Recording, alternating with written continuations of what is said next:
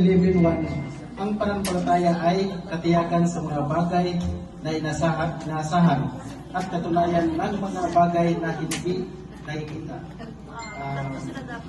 Kung sabi ko ng buhay, ang pananampalataya po ay hindi paghihintay ng ebidensya. Ito po'y pagtitiwala sa Diyos bago pa ang sagot.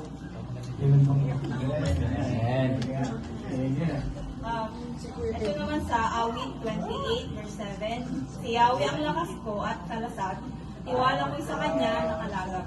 Tinutulungan niya ako at pinasasaya at sa awiti, pinasasalamatan ko siya. Grateful po kami kasi naka-graduate po kami ng Tawan. Tapos, bilang pasasalamat at kabutihan ng Panginoon at katapatan din po niya sa aking mga buhay, maging sa karunungan na binigay po niya sa amin during the studies po namin, kami po ay maghahandog ng isang awiting pasasalamat sa ating Diyos Mabuhay.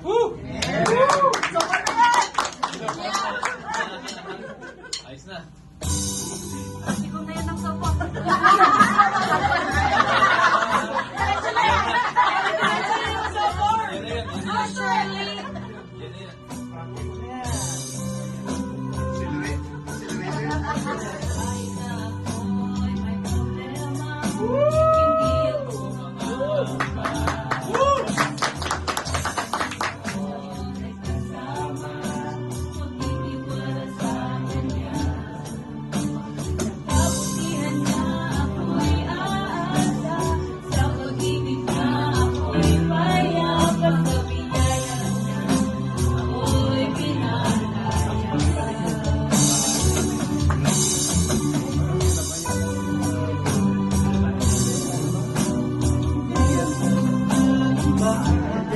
Wow!